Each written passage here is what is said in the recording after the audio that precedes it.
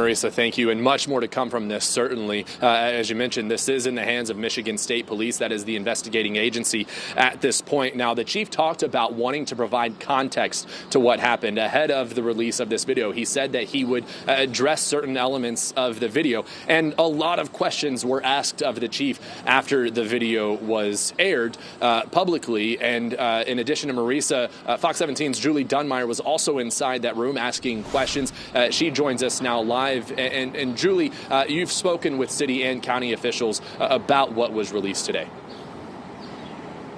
Josh, the most, I think, the most surprising or shocking or noteworthy thing that is happening in this entire situation is that the Loyola family has said for days now that their son was shot and killed in the back of the head. Grand Rapids police wouldn't say specifically where, but did finally confirm that, yes, Patrick Loyola was shot in the head.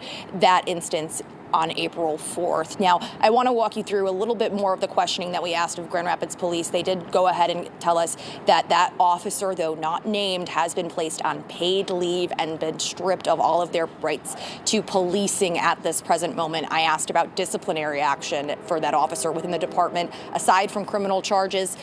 Windstrom wouldn't give us many details on that. I also asked the police chief if this was in accordance with policy. He wouldn't give any answers on that at this time, citing the investigation.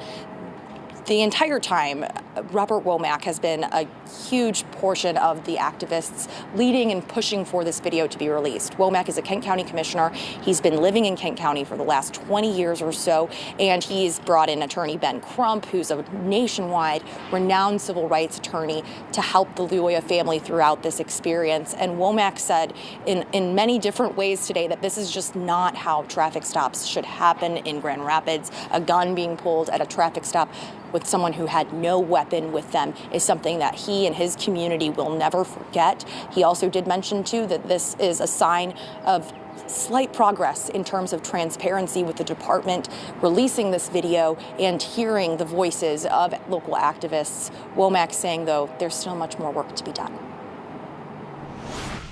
The call for backup should have happened. They also have mace they can do. They have different things they can do before someone decides to put their knee on a person's back and put a gun to the back of their head and pull the trigger. And I am joined now by a local activist here, Denavia Moshe. She's been an activist in Grand Rapids for the last 10 years. You were up in that room, Denavia. What do you want people to know? What was your takeaway from when you first saw this video?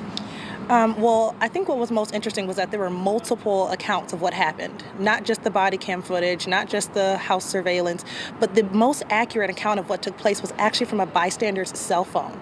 The most accurate account of how long there was a struggle and the fact that this officer was not in any way in a life-threatening situation. In fact, he was on top of Patrick and in fact shot him execution style, almost like in the back of the head. It was so apparent that in no way should that situation have ended that way. That police officer was not using tactics of de-escalation. That police officer was not using tactics of making sure that for the situation, just an individual at a traffic stop, regardless of how correct their paperwork was for their vehicle, this officer was not thinking that life is sacred and that we don't take other people's lives without giving them due process. And the irony is that the police department is now telling us as a community that they need their time to do their process without actually making a statement for just calling what is very clearly an inappropriate situation what it is. Not just a tragedy, not just a problem, but it was entirely inappropriate and entirely unwarranted. Patrick should still be alive today. Thank you so much, Ms. Najee. I appreciate your time.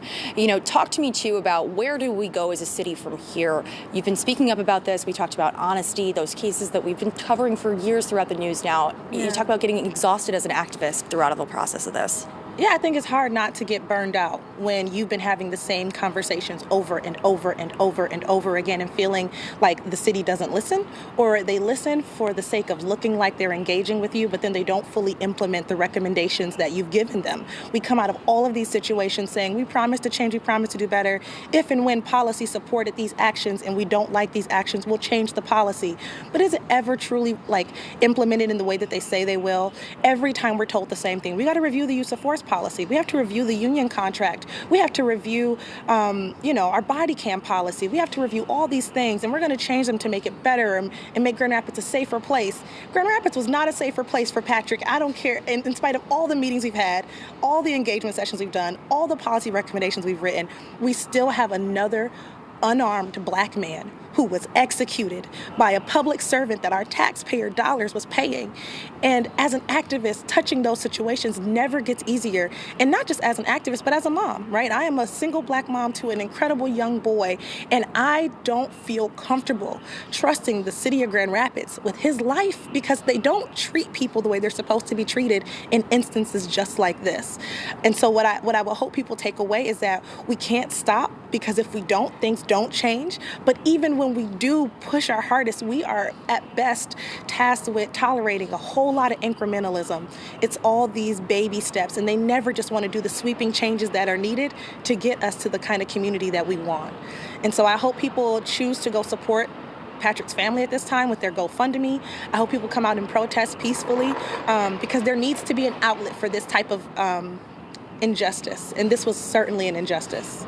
Thank you so much, Ms. Mauger. I appreciate your time. We're going to have much more coverage of this event as it unfolds from local activists, as you just heard from, as well as local elected officials, as you heard from before that. I know that there's a lot of emotions involved in this, and I know that we at Fox 17 are going to work incredibly hard to make sure that you get that coverage as it happens. Live in Grand Rapids, Julie Dunmeyer, Fox 17.